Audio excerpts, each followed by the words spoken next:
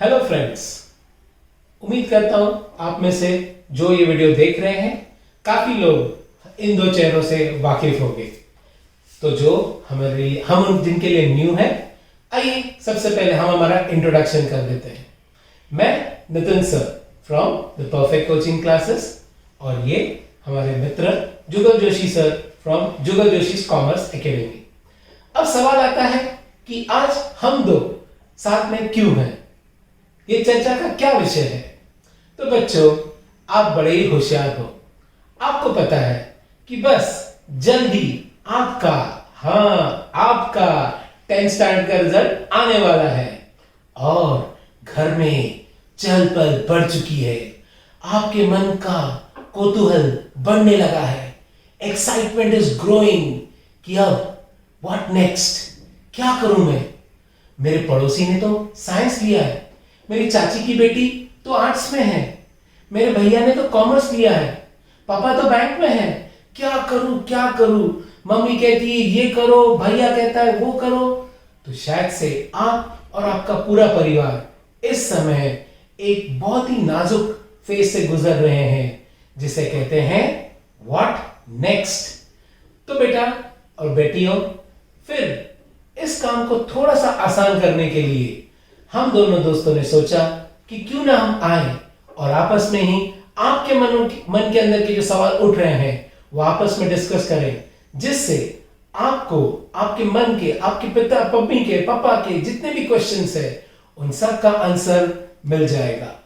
तो बच्चा, आपका एक्साइटमेंट को और बढ़ाते हुए आइए शुरू करते हैं इस चर्चा को, जो है जिसका नाम है व्हाट आफ्टर 10th, यानी 10th के बाद हम क्या क्या कर सकते हैं।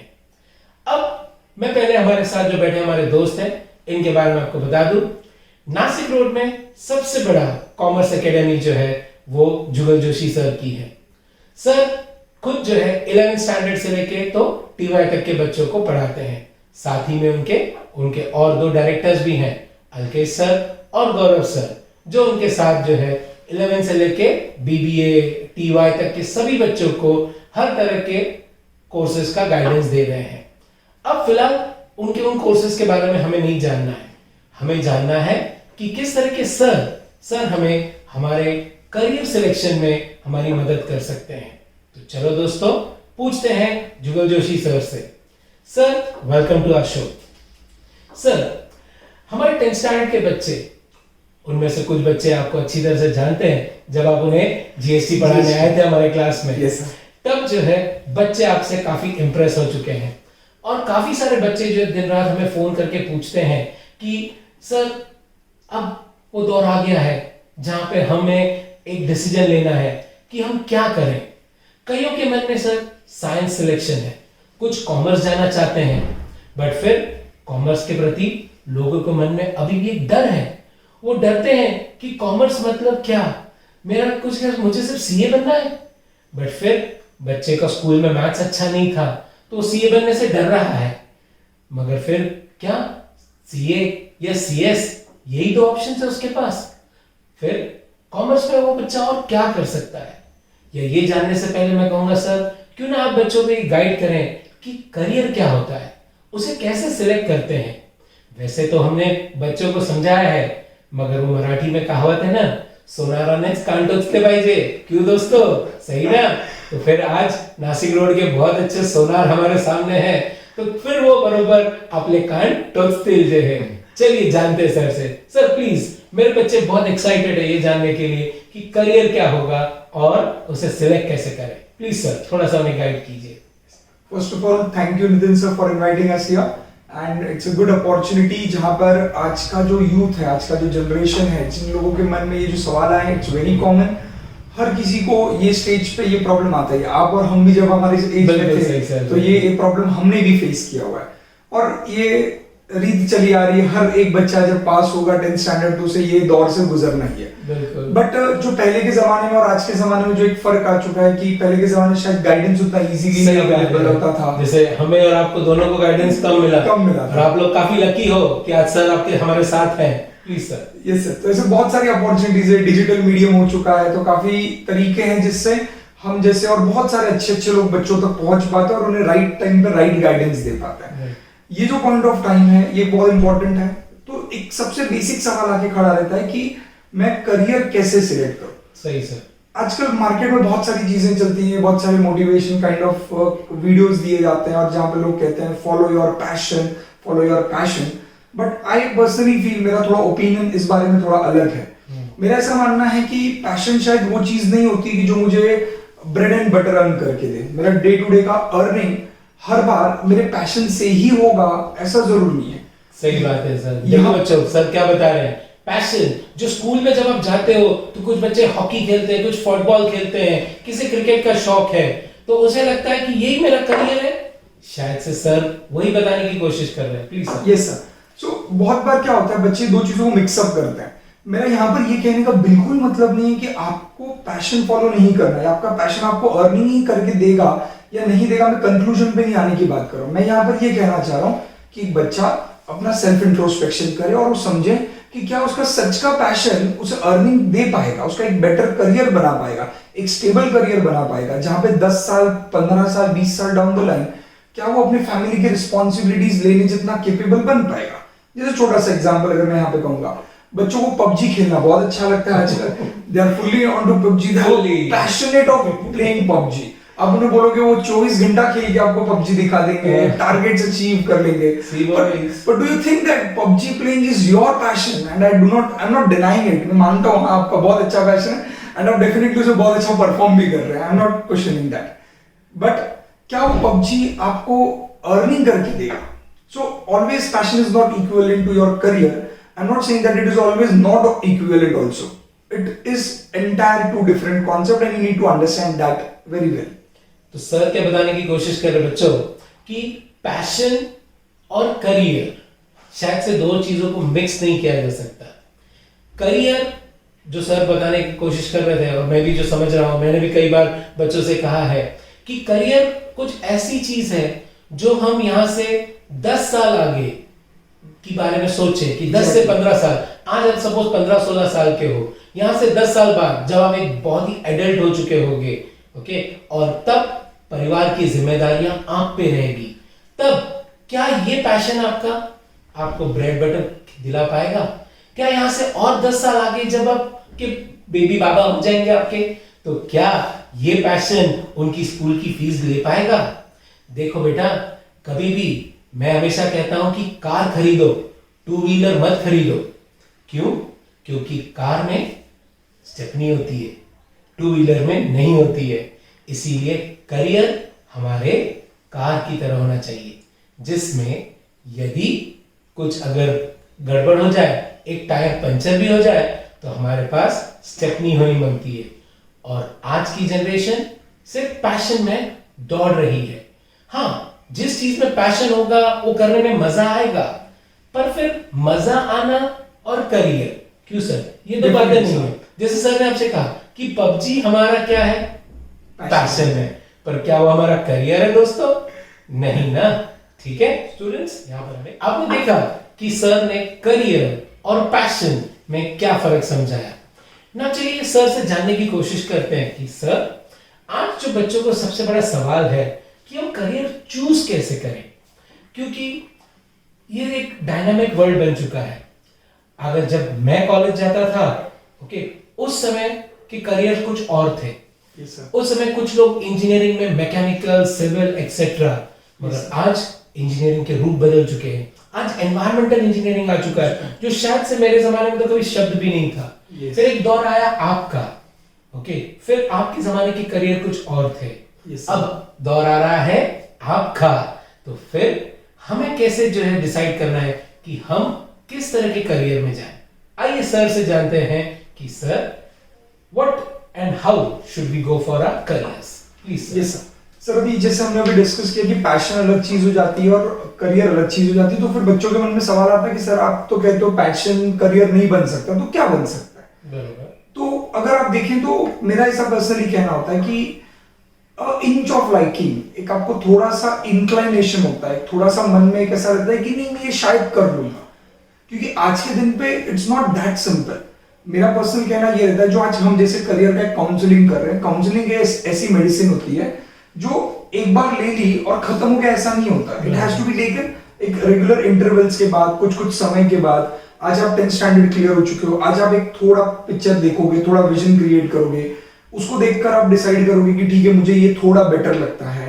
फिर 2 इयर्स लेटर जब आपका 12th स्टैंडर्ड हो जाएगा, आपके पास और ऑप्शंस तब होंगे, तब शायद आज आपको शायद कोई ऑप्शंस पता नहीं होंगे, या पता होंगे तो आपने उसके बारे में शायद कभी थॉट नहीं दिया होगा ये पॉइंट ऑफ टाइम में। फिर 12th के बाद आपको वापस एक बार बैठ के काउंसलिंग करना पड़ेगा, वापस एक बार देखना पड़ेगा कि क्या ये और बेटर ऑप्शन है। तो I feel that this should be done in a phased manner. एक थोड़े थोड़े फेजेस में करना ज्यादा बेटर होता है। आज बोलने के लिए मैं बोल दूं, जैसे मैं हमेशा बच्चों को कहता हूं कि 10th तक आपको कहा गया था ऐसा कि बस 10th पढ़ लो। आपको अगर याद होगा बच्चा लोग, तो आपके साथ एक धोखा हुआ है। आपको पूरा 10th स्टैंडर्ड कहा गया था बस 10th पढ़ लो, फिर जिंदगी आसान है, आराम है। तो ऐसा नहीं होता। आपको झूठ मैंने कहा सारे पेरेंट्स ने भी कहा रहेगा, हर कोई आपके साथ यही कहता है बस 10th स्टैंडर्ड कर लो फिर जिंदगी आसान हो जाएगी। ये नहीं होता बेटा, आप समझ के चले। और आगे आने वाले 7 years, I repeat, coming minimum 7 years, आपकी ये पढ़ाई, आप इसे जेल कह लो, जो भी है, ये कंटिन्यू कम से कम होने वाली है। दैट इज 10th स्टैंडर्ड के बाद 2 साल 11th 12th, उसका 3 इयर्स आप जो भी ग्रेजुएशन वगैरह करेंगे, या उसके बाद 2 साल मास्टर्स करेंगे। तो समवॉट रफली 7 इयर्स का आपका लाइफ स्पैन आगे एजुकेशन के लिए जाने वाला है। सो ये 7 इयर्स का प्लानिंग आज बैठ के एकदम कॉन्क्रीट नहीं किया जा सकता। हाँ, इसका ये मतलब नहीं कि हम प्लानिंग करना ही छोड़ दें। लोग एस्टिमेशन में फेल होने के डर से ऐसा थोड़ी कि हम प्लानिंग ही ना करें, रास्ते पे एक्सीडेंट होगा ये डर से क्या रास्ते पे चलना छोड़ दें, वैसा नहीं होता। सो आप थोड़ा प्लानिंग करेंगे, टेंटेटिव प्लानिंग करेंगे, बट आपको मेंटली थोड़ा खुद को फ्लेक्सिबल रखना है कि कुछ समय बाद अगर आपको शायद कुछ और ऑप्शंस ऐड ऑन होते हैं तो आप आपके डिसीजंस को थोड़ा अल्टर कर सकें। So that is the first thing I personally suggest. Number 2, जो आप करियर का डिसीजन कर रहे हो, instead of passion you can think about your likings, you can think about your compatibility. क्या आपको लगता है कि वो चीज के साथ में कंपेटेबल हो पाऊंगा? जैसे छोटा सा मैं पॉइंट कहना चाहूंगा, व्हाट इज करियर? जब आप इस सवाल के जवाब पे आते हैं कि हम स्ट्रीम कैसे ले, बिकॉज अल्टीमेटली आप जो स्ट्रीम आज सिलेक्ट करेंगे, साइंस, कॉमर्स या arts, it is ultimately going to decide your career. So what is career? तो career is simply what you are going to do 12 hours a day. जो आप आज से 7 साल बाद जब आप एक प्रोडक्ट, ये जो मशीनरी है, एजुकेशन सिस्टम एक मशीनरी है, आज आप रॉ मटेरियल हो, आप प्रोसेस हो रहे हो, 7 साल 8 साल बाद आप फिनिश प्रोडक्ट बन के मार्केट में बाहर फेंके जाओगे। जब आप मार्केट में बाहर निकलोगे 8 साल बाद, आपको बोला जाएगा जा बेटा अब लड़ ले, जीत के दिखा भी। तो वो टाइम पे जब तू बेटा 7-8 साल बाद बाहर निकलेगा, तो क्या वो पॉइंट ऑफ टाइम पे तुझे जो काम करना है वो दिन का कम से कम 12 घंटे। अब आपके पेरेंट्स को देख लें, आपके मदर फादर, अगर दोनों पेरेंट्स वर्किंग रहेंगे तो आप देखते रहोगे कि सुबह निकलते हैं, शाम को आते हैं, they are full into it. और घर पे आने के बाद भी ऐसा थोड़ी होता है कि काम छूट गया, आराम कर लिया। घर पे आने के बाद भी वो चीज कुछ ना कुछ चलती रहती है। Either they are doing business और दे आर इनटू जॉब और एनी प्रोफेशन। ये चीज आप देखते रहोगे कि वो कंटिन्यूअसली चलती है। बोलने के लिए 7 to 8 आवर्स ड्यूटी रहता है, but it runs for 12 hours minimum a day. Except IT में हो तो लिमिट ही नहीं है, तो लिमिट ही नहीं है। So this is what is you are going to do 12 hours. तो आज ये पॉइंट ऑफ टाइम पे अगर आपको लगता है आप कोई चीज ये 7-8 साल बाद 12 घंटे आप करके भी बोर नहीं हो जाओगे, थकोगे नहीं। आप देखो, एक ह्यूमन माइंड रहता है, एक मोनोटोनस टाइम के बाद आपको ब्रेक लगता है, बट हेट्रेड नहीं होना चाहिए एटलीस्ट वो चीज के साथ। If you think then you should select that thing as a career. आपको लगता है कि आप टेक्निकल हो माइंड से, आपको थोड़ा कुछ काम करने में ज्यादा इजी जाएगा, तो you can go for engineering, then it's again a good thing. अगर आपको लगता है कि you are good at calculations, you are good at numbers, आपको छोटा सा एग्जांपल दे दूं तो मम्मी अगर आपको 100 रुपए देके बेचती है, जा किराना लेके आ, जिसके लिए आप बहुत चिल्लाते रहोगे, नहीं मम्मी मैं नहीं जाऊंगा, नहीं मम्मी मैं नहीं जाऊंगा। फिर आप डील करते हो मम्मी के साथ, ठीक है मम्मी मैं जाता हूँ, बट मैं 10 रुपए वाली चॉकलेट भी लेके आऊंगा मेरे साथ। तो फिर कॉमर्स आपका exactly sir. So you are commerce material then you are going to do wonders in commerce then. So if you're good at calculation, बचपन से मम्मी पापा से आप ब्राइबरी लेते आए रहेंगे, तो फिर मिनिस्ट्री भी जा सकते हो। then you can enter into politics also. Arts भी अच्छा करियर है आपका। Exactly. Truly. तो दोस्तों now अभी एट प्रेजेंट, क्योंकि आप सब मोस्टली 10th स्टैंडर्ड के बच्चे ये सीन देख रहे हैं, तो आपके सामने सबसे बड़ा क्वेश्चन क्या है मैं मुझे पता है। अब स्कूल्स में हो सकता है आप 80 प्लस हो सकता है कोई 60 प्लस हो, somebody of you may be 90 plus and above, but फिर Is it कि मैं 90 प्लस हूँ तो have to go only for sciences? Or is it that I can not go for commerce? Should I go commerce? Should I go science? In the sense, अभी सबसे बड़ा सवाल जो आप सभी के सामने है वो है एक साइंस, कॉमर्स या आर्ट्स। अब साइंस के बारे में बहुत कुछ है, ओके, और अगर और जानना है तो उसके लिए हम एक अलग सेशन रखेंगे। एट प्रेजेंट वो बच्चे जो है ना कॉमर्स की तरफ ओरिएंटेड रखते हैं, जिन्होंने कहीं ना कहीं से मन में ये जो सर ने कहा बचपन से ऐसी हरकतें की है और वो जानते हैं कि commerce could be option for them, तो मैं आपसे सबसे कहना चाहूंगा बेटा, यहाँ पर है ना आप स्कूल में या बोर्ड में कितना परसेंटेज लाते हो ये कोई मायने नहीं रखता है। सबसे ज्यादा इंपॉर्टेंट रखता है कि आपका इंटरेस्ट उस फील्ड की तरफ आ रहा है या नहीं। क्या यहाँ से 10 साल आगे उस करियर में आप अपना फ्यूचर देखते हो या कि नहीं। कोई भी करियर जब आप डिसाइड करो तो उसमें फ्यूचर को ध्यान में रख के करो। अभी का जो सीन है क्या वो 10 साल बाद रहेगा? शायद से नहीं। तो फिर you have to be futuristic, और जैसा मैंने पहले भी कहा था, जब आप फ्यूचरिस्टिक हो तो प्लीज बैकअप होना जरूरी है। कभी भी बेटा एक पहिए पर जो है साइकिल नहीं चलाई जा सकती। आपका पैशन दूसरा पहिया है, बट फिर जिम्मेदारी एंड एक्सेट्रा। तो फिर पड़ोसी के से एग्जाम्पल लेके या दीदी का इंस्पिरेशन लेकर भी आपको कुछ करना नहीं है। आपको वो करना है जो आप में इंटरेस्ट बनता है और जो आप अपनी फैमिली के साथ बैठकर डिसीजन लेते हो।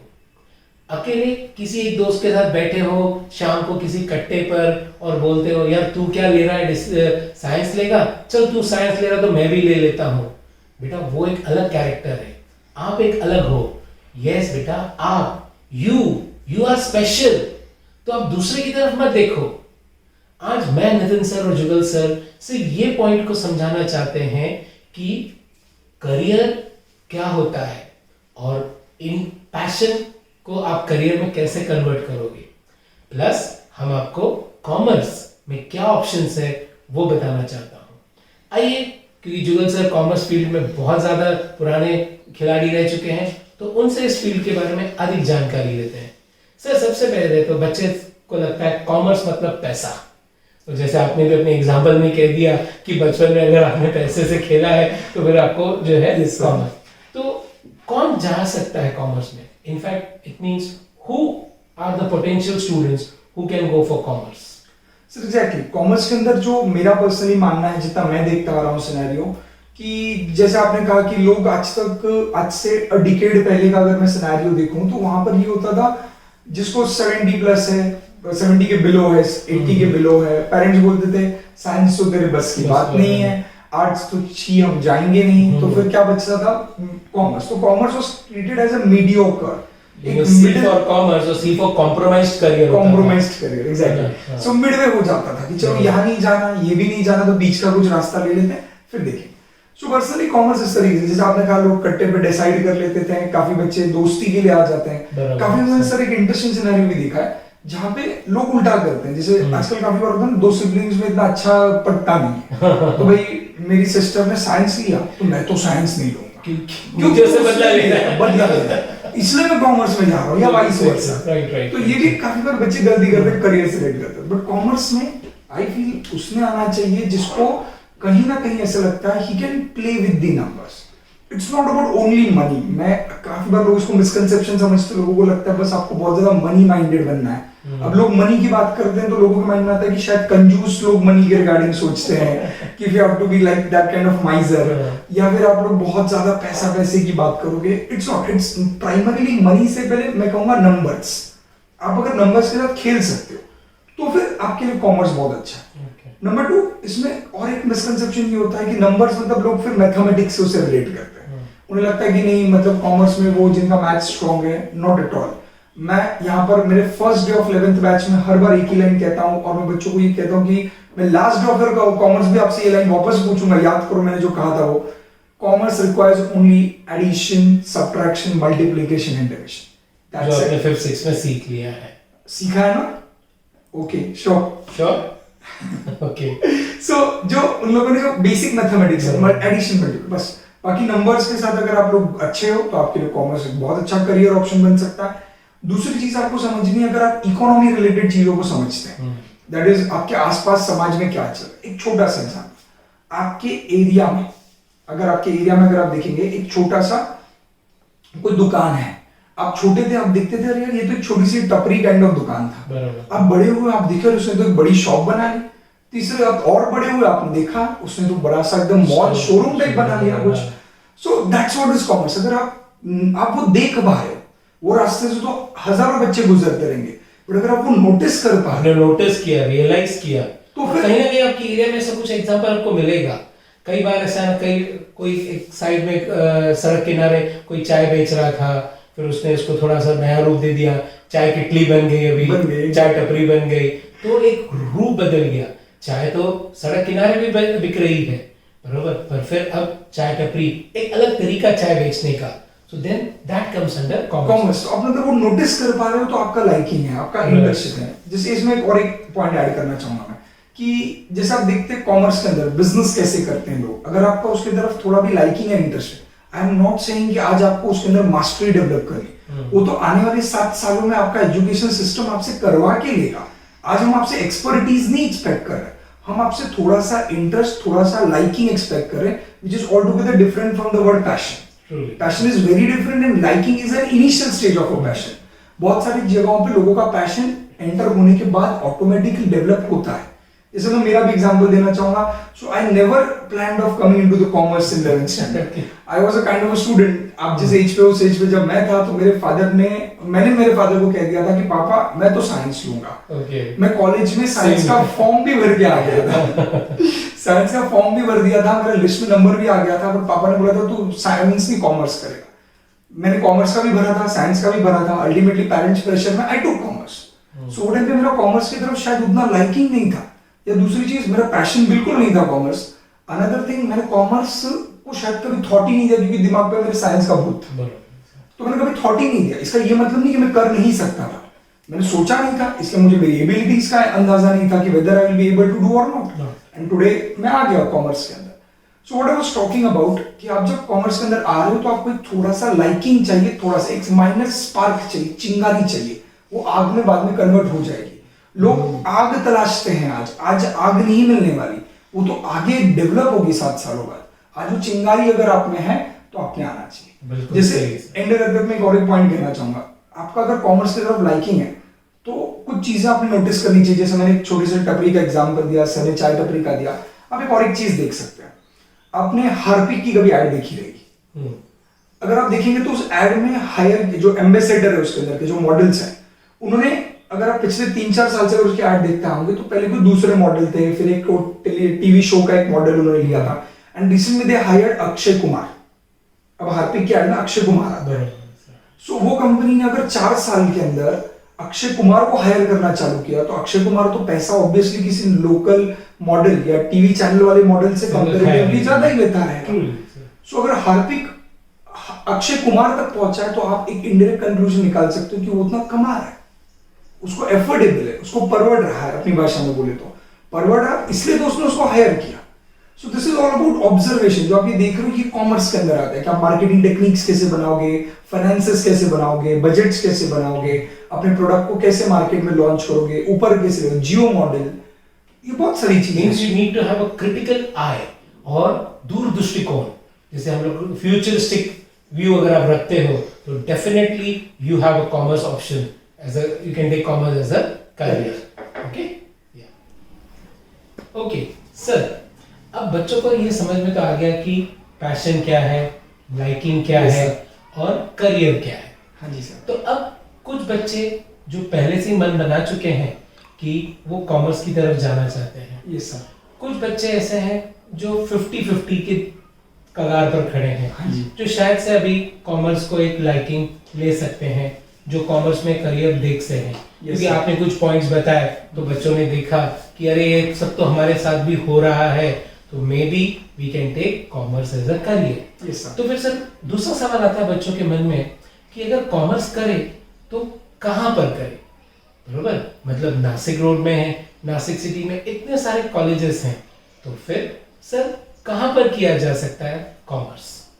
एग्जैक्टली सर ये भी बहुत इंपॉर्टेंट क्वेश्चन है कि एक बार बच्चा जब डिसाइड कर लेता है कि चलो अभी ठीक है करना भी है तो कॉमर्स, बट जो पिछले 2 साल पहले जो काफी कुछ प्रोसीजर्स भी चेंज हुए हैं, बहुत सारी चीजें भी है, तो मैं पहले कहना चाहूंगा कि पहले हम ये डिस्कस कर लेते हैं कि एग्जैक्टली कौन से कॉमर्स है कॉलेजेस हैं सॉरी हमारे पास, और वो कॉलेजेस में से फिर कौन सा कॉलेज सिलेक्ट करना चाहिए। So I would request Alkesh sir for that, हमारे जैसे डायरेक्टर हैं जुगल जोशी कॉमर्स एकेडमी के अंदर, Alkesh Sankalecha sir, I request him वो आके आपको थोड़ा डिस्कस करेंगे कि एग्जैक्टली कौन से कॉलेजेस होते हैं नासिक में, आपको कौन से कॉलेजेस मिलेंगे, कौन से सब्जेक्ट लिए जाते हैं, उसमें आपने कौन सा सब्जेक्ट ऑप्ट करना चाहिए।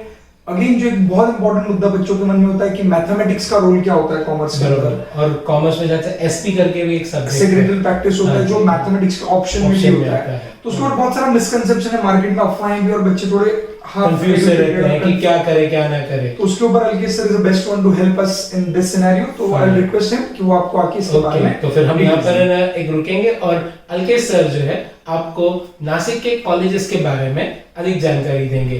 तो अगली आवाज आप सुनेंगे अल्केश सर की। So thank you Nitin sir and Jugal sir.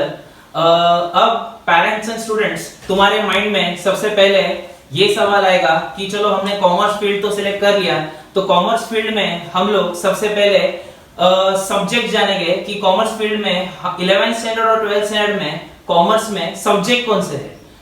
तो सबसे पहले सब्जेक्ट्स में अगर देखें तो पहले 2 लैंग्वेजेस वाले सब्जेक्ट्स रहेंगे। पहला सब्जेक्ट रहेगा इंग्लिश और सेकंड सब्जेक्ट रहेगा लैंग्वेज वाला, अगेन सेकंड लैंग्वेज वाला सब्जेक्ट रहेगा जो कि ऑप्शनल रहेगा। आपको बहुत सारे ऑप्शंस दिए रहेंगे, उसमें से एक ऑप्शन सिलेक्ट करना है। ऑप्शंस में आपको रहेगा हिंदी, मराठी, कुछ कॉलेजेस में आईटी और कुछ कॉलेजेस में फ्रेंच, ये भी एक ऑप्शनल सब्जेक्ट रहेगा। तो आपको इन 4 ऑप्शंस में से एक ऑप्शन सिलेक्ट करना है, और कुछ कॉलेजेस में आपको सिर्फ हिंदी मराठी ये ऑप्शन रहेंगे, इसमें से कोई एक ऑप्शन आपको सिलेक्ट करना है। तो 2 लैंग्वेजेस, आपका इंग्लिश और दूसरा आपने अगर मराठी सिलेक्ट किया रहेगा तो मराठी या हिंदी रहेगा। उसके अलावा और 4 सब्जेक्ट्स रहेंगे। तो उसके अलावा जो सब्जेक्ट रहेगा सबसे इंपॉर्टेंट सब्जेक्ट जो कि है accounts, one of the most important subject commerce field का, जिसकी वजह से कॉमर्स फील्ड जाना जाता है, वो है अकाउंट्स। उसके बाद जो सब्जेक्ट रहेगा इकोनॉमिक्स, जो कि हमको ग्लोबल इकोनॉमी वगैरह एनवायरनमेंट के बारे में और कंट्री के इकोनॉमी के बारे में इंफॉर्मेशन देता है। और फिर उसके बाद 5th नंबर का सब्जेक्ट रहेगा organisation of commerce and management, जो कि बिजनेस ऑर्गेनाइजेशन के बारे में और बिजनेस ऑर्गेनाइजेशन के मैनेजमेंट के बारे में तुमको डिटेल इंफॉर्मेशन देगा। और आखिरी सब्जेक्ट जो रहेगा वो भी अगेन बच्चों और पेरेंट्स ऑप्शनल रहेगा, जो कि रहेगा सेक्रेटरी प्रैक्टिस एंड मैथ्स। तो आपको सेक्रेटरी प्रैक्टिस और मैथ्स दोनों में से एक कोई तो भी सब्जेक्ट सिलेक्ट करना है। तो अगला सवाल जो क्वेश्चन नंबर 2, जैसे कि जुगल सर ने भी बोला, नितिन सर ने भी बोला कि बच्चों के माइंड में और पेरेंट्स के माइंड में एक सवाल होता है कि हमने मैथ्स लेना चाहिए या नहीं लेना चाहिए। तो सेक्रेटरी प्रैक्टिस के ऑप्शन में होता है मैथ्स। सेक्रेटरी प्रैक्टिस ये सब्जेक्ट का थोड़ा बहुत मैं आपको इंफॉर्मेशन देता हूं। सेक्रेटरी प्रैक्टिस ये सब्जेक्ट सिर्फ कंपनीज एक्ट से रिलेट करता है, जहां पे रिलायंस इंडस्ट्रीज, टाटा मोटर्स, ऐसे बड़े बड़े जितने भी कंपनीज का नाम आपने सुना रहेगा, वो सारे कंपनीज के रूल्स रेगुलेशंस उन सब्जेक्ट्स में दिए गए हैं। और उसके साथ जो ऑप्शनल में सब्जेक्ट रहता है वो है मैथ्स। तो मैथ्स आगे हमको फ्यूचर में यूज है या नहीं है, ये सेकेंड क्वेश्चन जो पेरेंट्स और स्टूडेंट्स के माइंड में रहता है। तो सेकंड क्वेश्चन जो स्टूडेंट के और पेरेंट्स के माइंड में जनरल रहता है कि whether we should select maths और we should select SP, secretary practice subject. तो अब मैथ्स सिलेक्ट करने से पहले दिमाग में तुमको सिर्फ एक चीज रखना है कि तुम अगर मैथ्स सिलेक्ट कर रहे हो तो तुम्हारा वो जो मैथ्स सिलेक्ट करने का ऑप्शन है वो सिर्फ 11th 12th तक ही सीमित है।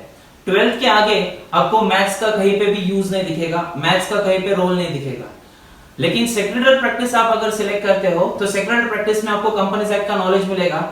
जैसे कि 11th और 12th ये बेस है तुम्हारे फ्यूचर के लिए, और फ्यूचर के बेस में अगर आप कॉम्प्रोमाइज करोगे तो आपको आगे कॉम्प्रोमाइज करना पड़ेगा। यानी कि अगर आपने एसपीए सब्जेक्ट सिलेक्ट नहीं किया तो उस ऐसे सिचुएशन में जब आप बीकॉम में आओगे या बीबीए में आओगे या सीए इंटरमीडिएट में आओगे या सीएस एग्जीक्यूटिव में आओगे, ये सारे कोर्सेज में जब आप अकाउंट्स, ये आपका सब्जेक्ट पीछा कभी नहीं छोड़ेगा।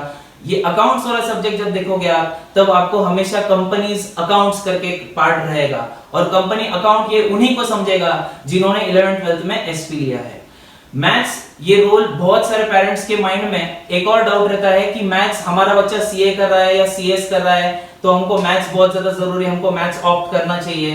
तो मैं आपको मैथ्स के बारे में थोड़ा बहुत जानकारी दे देता हूँ। सीए का जो मैथ्स है वो बेसिकली इस हिसाब से डिजाइन किया गया है। आप अगर 11th और 12th के मैथ्स को देखो और सीए के फाउंडेशन में जो मैथ्स है उसको देखो, क्योंकि सीए फाउंडेशन में ही मैथ्स है, आगे मैथ्स का कोई रोल नहीं है। और सीएस एग्जीक्यूटिव का जो एंट्रेंस एग्जाम है जिसको हम सीएसडब्ल्यूटी बोलते हैं, उसमें भी लॉजिकल रीजनिंग करके सब्जेक्ट है, वो समवॉट मैथ्स जैसा है, लेकिन उसमें 11th 12th मैथ्स के एक भी चैप्टर से रिलेटेड कुछ भी नहीं है। और सीए फाउंडेशन की जहां तक बात करें तो 11th 12th में आप जो मैथ्स देखोगे उसका हार्डली 30 to 40% ही मैथ्स आपको सीए फाउंडेशन में दिखेगा, बाकी थोड़ा डिफरेंट है और उसमें सम्स भी कुछ अलग अलग तरीके से दिए गए हैं। अब इन जनरल, अब पेरेंट्स के माइंड में जनरल डाउट है कि हमने अगर 11th 12th मैथ्स नहीं लिया तो हमारा सीए में एंट्रेंस एग्जाम में हमको थोड़ा इश्यू आएगा। तो आपको जनरल नॉलेज के लिए बता दूं, हमारे इंस्टीट्यूट में जितने भी स्टूडेंट्स रहते हैं 80% नॉन मैथ्स वाले स्टूडेंट्स रहते हैं और उन स्टूडेंट्स को हम लोग मैथ्स बेस से पढ़ाते हैं। मतलब जब उनका 8th standard 9th standard 10th standard के जो मैथ्स के जो बुक्स रहते हैं उसमें से हम लोग डिटेल में मैथ्स पढ़ाते हैं, जिसकी वजह से उनके जो लॉजिक्स जो पहले क्लियर हुए रहते हैं या नहीं हुए रहते हैं, रिवाइज हो जाता है। जिनके क्लियर है और जिनके क्लियर नहीं है उनको लॉजिक्स बहुत अच्छी तरह से समझ जाते हैं। अब उनके लॉजिक्स एकदम अच्छे से क्लियर होने की वजह से उनको जब वो सीए का मैथ्स करते हैं तब बिल्कुल भी प्रॉब्लम नहीं आता है। उसी के साथ साथ और एक डाउट पेरेंट्स के माइंड में रहता है कि हमको कॉम्पिटिटिव एग्जाम के लिए प्रिपेयर करना है या एक्चुअरीज कोर्स के लिए प्रिपेयर करना है। तो हाँ, अगर आपको कॉम्पिटिटिव एग्जाम्स के लिए प्रिपेयर करना है या एक्चुअरीज कोर्स के लिए प्रिपेयर करना है या फिर आपको कोई रेप्यूटेड कॉलेज से या अच्छे कॉलेज में से, जैसे कि कुछ सिलेक्टेड कॉलेजेस है जिसमें आपको बीबीए करना है, तो वहां पे 11th 12th में मैथ्स का कंपल्सन है। जैसे एग्जांपल के तौर पे अगर मैं बता दूं, नरसिंह मुंजी कॉलेज, ये जो कॉलेज है जहां पे एक एग्जांपल के लिए एक कॉलेज का नाम लिया मैंने, जहां पे आपको 11th 12th में मैथ्स होना चाहिए, तो ये आपको बीबीए का कोर्स वहां पे करने के लिए मतलब अवेलेबल हो सकता है वो कोर्स वहां पे। फिर अगला सवाल जो पेरेंट्स के माइंड में है कि हम लोग कॉलेज सिलेक्ट करें तो कॉलेज कौन सा सिलेक्ट करें। तो अब मैथ्स का पार्ट तो कंप्लीट हो गया कि मैथ्स हमने लेना चाहिए, एसपी लेना चाहिए, जिसमें मैंने तुमको बता दिया कि एसपी ये सब्जेक्ट आपको आगे जाके हर जगह पे आप कोई भी फील्ड चूज कर लो, बीकॉम यूज कर लो या बीबीए यूज कर लो, कोई भी फील्ड चूज कर लो, आपको एसपी ये सब्जेक्ट रहेगा। और एक इंपॉर्टेंट पॉइंट मैं आपको बताना चाहता हूं कि मेरा खुद का 11th 12th मैथ्स था। 11th 12th मैथ्स होने के बाद जब मैं एसवाई बीकॉम में आया और सीए इंटरमीडिएट में आया तब मुझे फिर से 11th 12th का एसपी पढ़ना पड़ा। तो 11th 12th का एसपी मुझे फिर से करना पड़ा, क्योंकि जब आप एसवाई बीकॉम या सीए इंटरमीडिएट के स्टूडेंट हो तो आपको 11th 12th का एसपी आता है या नहीं आता है इस लेवल पे देखा नहीं जाएगा, आपको एक हायर लेवल पे देखा जाएगा जिसमें आपको बेस वगैरह सब क्लियर कराएंगे, ऐसा जनरली एक्सपेक्टेड नहीं रहता है। तो इसलिए 11th 12th स्टैंडर्ड में सेक्रेटरी प्रैक्टिस ये मोस्ट इंपोर्टेंट सब्जेक्ट है, company side point of view as well as future point of view, जहां पे तुमको हर जगह पे वही सब्जेक्ट को आगे यूज किया गया है। तो पेरेंट्स एंड स्टूडेंट्स, आपका अगला सवाल ये था कि हमने कॉलेज सिलेक्ट करना चाहिए तो कौन सा सिलेक्ट करना चाहिए। जिन पेरेंट्स को लगता है कि उनको मैथ्स लेना है या मैथ्स सब्जेक्ट सिलेक्ट करना है, तो पूरे नासिक डिस्ट्रिक्ट में मैथ्स ये सिर्फ बीवाईके कॉलेज में, केटीएचएम कॉलेज में और फिरोजी कॉलेज में अवेलेबल है। बाकी के कॉलेजेस में सेक्रेटरी प्रैक्टिस ही सब्जेक्ट अवेलेबल है। और आपको अगर कॉलेज सिलेक्ट करना है, वैसे तो नासिक के सारे कॉलेजेस बेस्ट है, पर आपको सिलेक्ट करना है कॉलेज कौन सा अच्छा है कौन सा खराब, उस बेसिस पे सिलेक्ट मत करो क्योंकि सारे कॉलेज अच्छे हैं। कॉलेज सिलेक्ट करना है तो सुटेबिलिटी का क्राइटेरिया लो, मतलब आपको कौन सा डिस्टेंस सुटेबल रहेगा, मतलब ट्रैवलिंग के लिए कहां सुटेबल रहेगा, ट्रैवलिंग के लिए प्लेस कौन सा, लोकेशन कौन सा अच्छा रहेगा, तुम्हारे घर के पास वाला लोकेशन कौन सा रहेगा, उस हिसाब से लोकेशन सिलेक्ट करो और अपना कॉलेज सिलेक्ट करो। अब मैं तुमको कॉलेज की लिस्ट दे देता हूं नासिक डिस्ट्रिक्ट में कौन से कॉलेजेस अवेलेबल है। तो सबसे पहले नासिक रोड से स्टार्ट करते हैं। तो नासिक रोड के कुछ रिकमेंडेड कॉलेजेस है। पहला कॉलेज बिटको कॉलेज, दूसरा एसवी भाटिया कॉलेज, तीसरा सुभाष गुज्जर कॉलेज। आप अगर सिटी साइड ट्रैवल करके जाना चाहते हो तो वहां पे कुछ रिकमेंडेड कॉलेजेस है, बीवाईके कॉलेज, केटीएचएम कॉलेज और तीसरा कॉलेज है केके वाघ कॉलेज। आप अगर प्राइवेट कॉलेजेस की तरफ जाना चाहते हो तो प्राइवेट कॉलेजेस में है फिरोजी कॉलेज, दूसरा है बॉयज टाउन कॉलेज और तीसरा है विजडम हाई स्कूल कॉलेज। तो ये कुछ कॉलेजेस के लिस्ट है। इनके अलावा भी कुछ कॉलेजेस हो गए, पर ये one of the recommended colleges है जिनका मैंने आपको नाम बताया है। तो आई होप आपके सारे सवालों का मैंने जवाब दे दिया होगा। उसी के साथ साथ मेरा एक सजेशन आपके लिए ये रहेगा कि आप कॉलेज वही सिलेक्ट करना जो आपको ट्रैवलिंग के लिए सुटेबल रहेगा, क्योंकि अब फिलहाल के लिए पेरेंट्स स्टूडेंट्स कॉलेज सिलेक्ट तो कर लेते हैं, लेकिन जब बोर्ड के एग्जाम्स देने के लिए जाना रहता है तो ट्रैवलिंग में बहुत ज्यादा टाइम स्पेंड करना पड़ता है जाने आने में। तो मेरा जो डिस्कशन था कॉलेजेस से related as well as SP subject और कौन से सब्जेक्ट कॉमर्स में अवेलेबल है उससे रिलेटेड, वो पार्ट यही कंप्लीट होता है। Thank you very much. Thank you Alkesh sir, that was a wonderful knowledge from you side sir. मैं थैंक यू सर कि अलकेश सर ने जो आज बच्चों को जो बताया है, शायद से इतने सारे जो कॉलेजेस जो कई नाम तो मुझे भी पता नहीं थे। हाँ, हम तो सिर्फ वो एक दो नाम में ही ना समझते थे कि ये हमारा कुआं है, पर पता ही नहीं था नासिक में ये सब भी है। ये सब अलकेश सर को काफी डेप्थ नॉलेज है इन सब्जेक्ट्स के बारे में। और जो है, और बच्चों आपने देखा सर ने जो आपको मैथ्स और एसपी के बारे में बताया, तो फिर अब आप अपना डिसीजन जो है उनके जो आपने सुना उसके अनुसार डिसीजन ले सकते हो कि क्या आपको एसपी के साथ जाना चाहिए, क्या आप मैथ्स लेंगे ना। सर दूसरा सवाल आता है कि अब पिछले कुछ 3 सालों से सारी एडमिशन प्रक्रिया जो है वो ऑनलाइन हो चुकी है। Yes sir. पहले क्या होता था, जब आप और हम थे तो बच्चों आपको यकीन नहीं आएगा, जिस दिन रिजल्ट लगता था दोपहर के 11 या 1 बजे का भी रिजल्ट होता था सर, वो बिटको चौक पे वो चिल्लाता था दावीद सर निकाल आला, दावीद सर निकाल आला। वो 1 रुपए का न्यूज़पेपर तो 10-10 50-50 रुपए को बेचता था, 50 रुपए और वो लेकर तुरंत मम्मी पापा दौड़े चले जाते थे बिटको कॉलेज, बीवाईके कॉलेज। वहां पर क्या करने पता है आपको? सिर्फ फॉर्म लेने। एडमिशन तो दूर की बात है बच्चों, सिर्फ एक फॉर्म लेने के लिए आपको घंटों लाइन में रुकना पड़ता था। फिर पता चलता था कि आज तो फॉर्म देने ही नहीं वाले हैं। एक्चुअली आधा नया सवाल आता था कि फॉर्म कभी छूटना है। एग्जैक्टली। अब ये जो फॉर्म कब छूटना रहा है, तो फिर अब ये जो ऑनलाइन हो गया है जिसमें मम्मी पापा का काम बहुत हद तक आसान हो गया है। तो सर अब आप बच्चों को इनकी जो ऑनलाइन प्रक्रिया है उसके बारे में क्या गाइड करेंगे सर? एक्चुअली बहुत ही अच्छा डिसीजन महाराष्ट्र स्टेट बोर्ड ने जो लिया हुआ है पिछले 3 साल से, जहां पर पूरा प्रोसेस ऑनलाइन हो गया है। पहले बच्चा लोग आप समझे एग्जैक्ट एडमिशन प्रोसेस में आपको पहले एडमिशन फॉर्म लेना पड़ता है, वो फिल इन करना पड़ता है, फिर वो फिल इन करके सबमिट करना पड़ता है। तो पहले ये होता था कि कॉलेज में 2 राउंड एटलीस्ट मारने पड़ते थे। 1 for getting the form, form लेके आओगे तो उसमें मम्मी पापा का सिग्नेचर रहेगा, तो आपको घर पे लेके जाना रहेगा, पेरेंट्स का साइन लगा लेकर फॉर डॉक्यूमेंट्स अटैच करके वापस दूसरा चक्कर कॉलेज में सबमिट करो। पहले लाइन में खड़े रहो फॉर्म लेने के लिए, वापस लाइन में खड़े रहो सबमिट करने के लिए।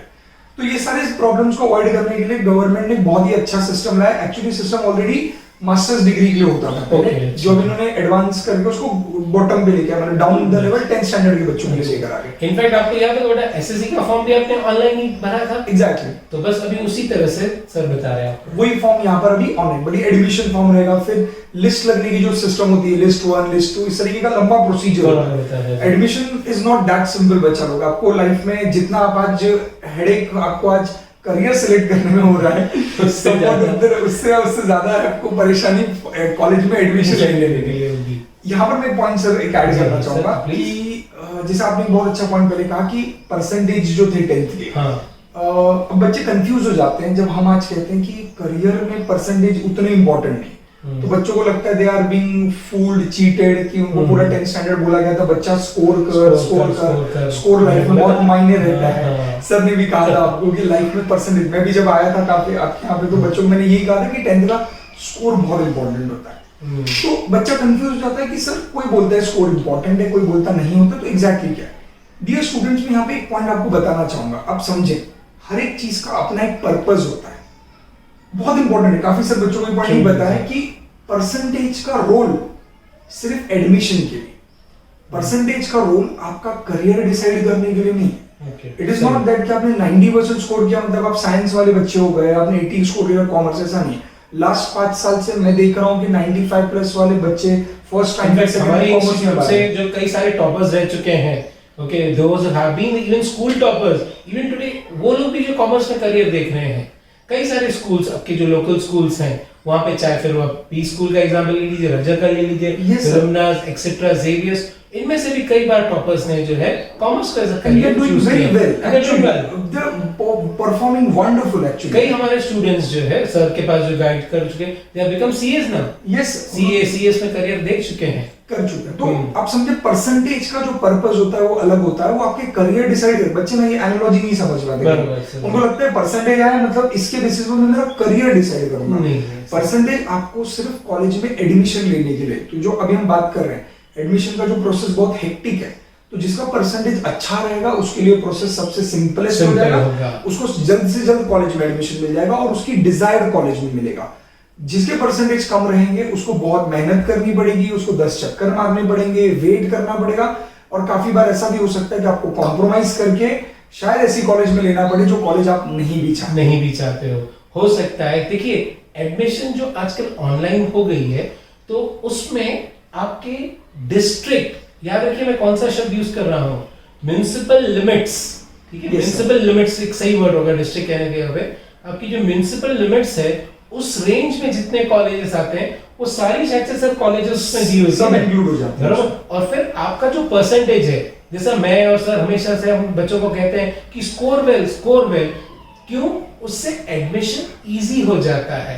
अगर हम लोग जो है कम स्कोर करते हैं तो दूर दराज का कोई कॉलेज जिसका नाम ना कभी सुना था, ना जहां जाने के लिए कोई गाड़ी नहीं मिलेगी, ना आपको कभी कोई बस मिलेगा, तो ऐसे कॉलेज में अगर आपका नंबर लग गया तो भाइयों तो कियो है क्या? Exactly. तो इसीलिए परसेंटेज बहुत मायने रखता है। तो फिर देखिए अब जुगल जोशी सर के साथ ही जो है उनके तीसरे डायरेक्टर है गौरव सर।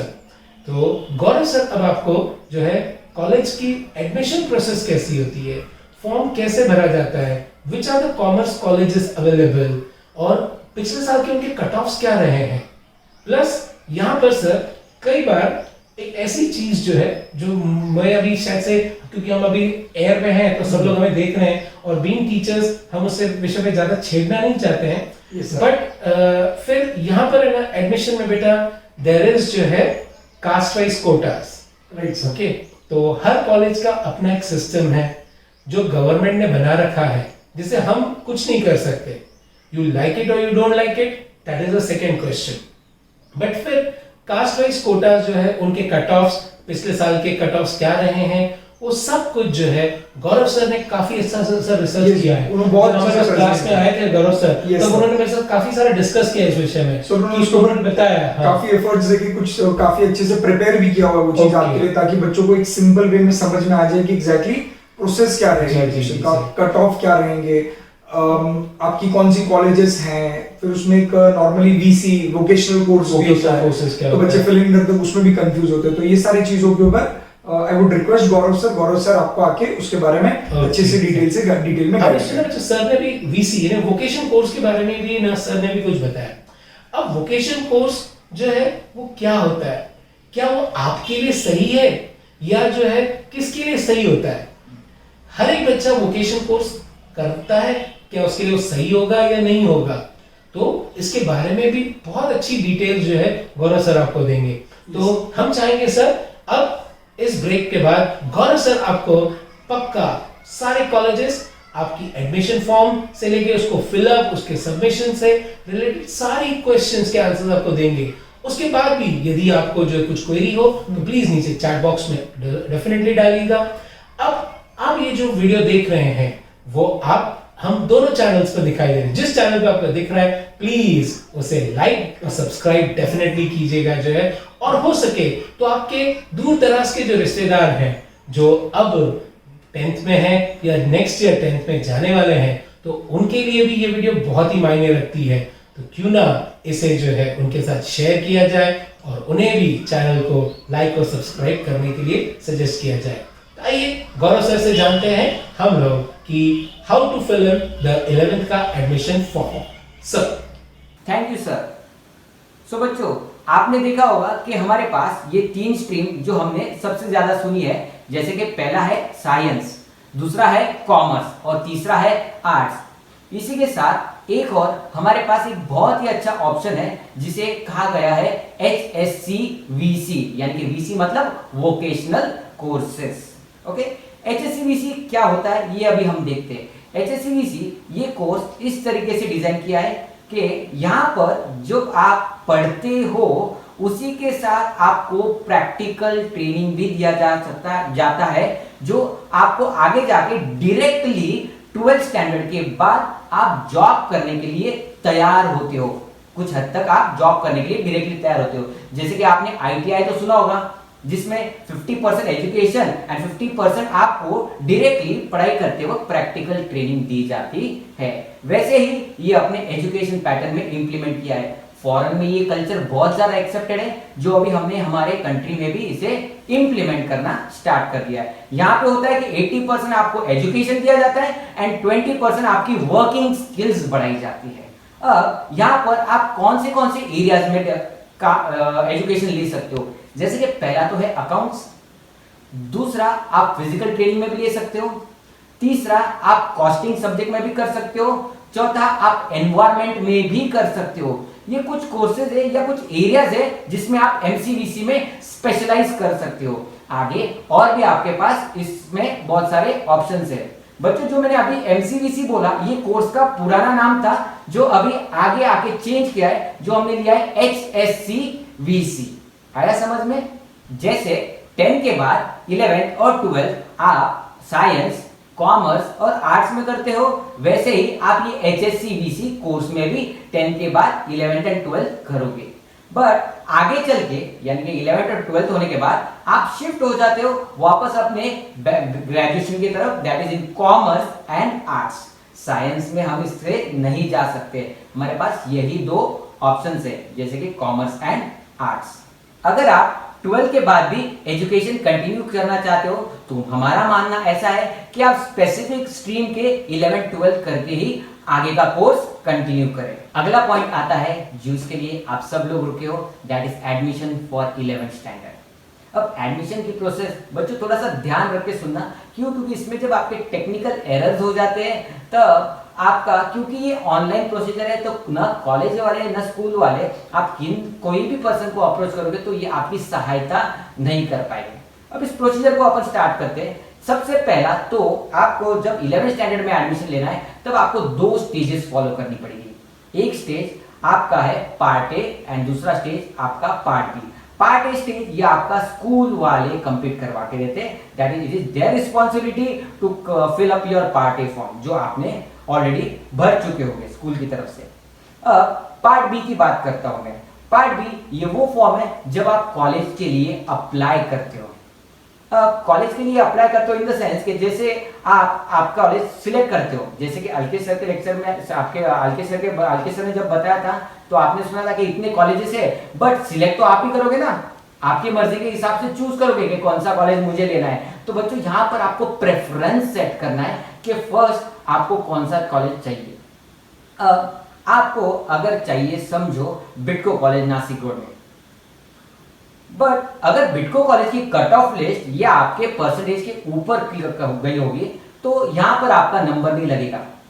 तो यहां पर आपको तुरंत आपका सेकंड कॉलेज भी रेडी रखना है। उस फॉर्म में आपके पास 10 अलग अलग कॉलेज के नाम डालने के लिए जगह है। बट बच्चों फॉर्मेट इस तरीके से होना चाहिए कि जो पहला प्रेफरेंशियल कॉलेज है उसका नाम पहला आना चाहिए, जो सेकंड प्रेफरेंस वाला कॉलेज है उसका नाम दूसरा आना चाहिए एंड सो ऑन। अगर आप आपके प्रेफरेंस वाला कॉलेज 10th नंबर पे डालोगे तो बच्चे अगर आपके परसेंटेज भी होगे तो भी आपको वो 10th नंबर का कॉलेज नहीं आएगा, क्योंकि फर्स्ट प्रेफरेंस जो आपने डाला हुआ है वही कॉलेज आपको मिलने वाला है।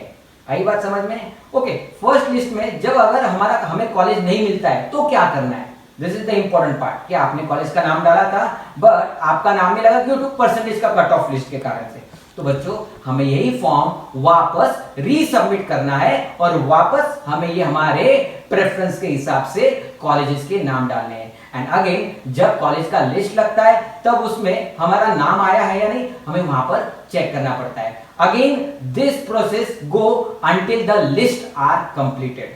एडमिशन प्रोसेस की अगली इंपॉर्टेंट एक बात जो मैं आपसे बताना चाहता हूं कि बच्चों जहां पर आपको एडमिशन लेना है, इन द सेंस मैं किस तरीके से बताने की कोशिश कर रहा हूं कि जिस रीजन में जिस डिस्ट्रिक्ट में आप एडमिशन लेना चाहते हो, जैसे कि आप नासिक में रहते हो but you want to select a college in Mumbai, आपको 10 के बाद 11 12 जो है आपको मुंबई से करना है, तो मैंने डिस्क्रिप्शन में हर एक रीजन की अलग अलग, मतलब जिस जिस रीजन की, जैसे नासिक की, पुणे की, नागपुर की, अमरावती की एंड मुंबई की, ये सारे लिंक्स मैंने नीचे डिस्क्रिप्शन बॉक्स में मेंशन की हुई है।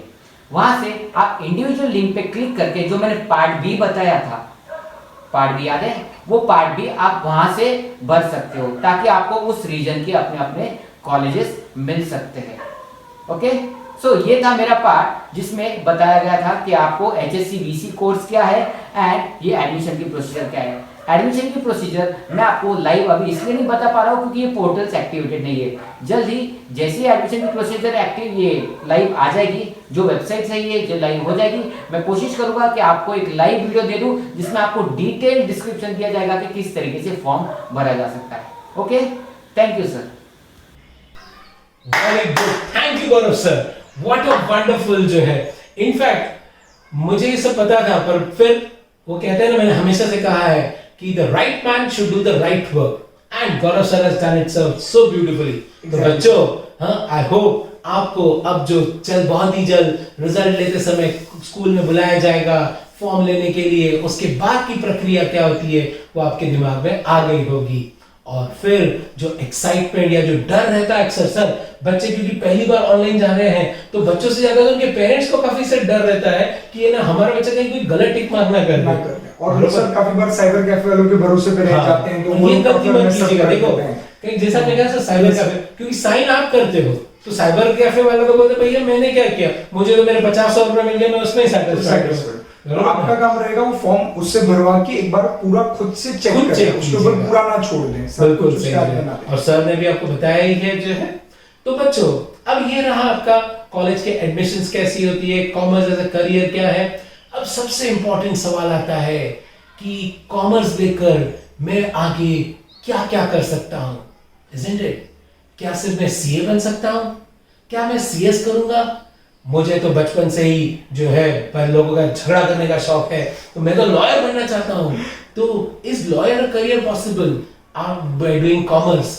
क्या मुझे तो है ना गवर्नमेंट ऑफिस में जो है जाना है, मुझे रेवेन्यू मिनिस्ट्री में जाना है, मुझे रेलवे डिपार्टमेंट में जाना है, मुझे यूपीसी देनी, एमपीसी देनी? ये सब सवाल भी आपके मन में है या नहीं?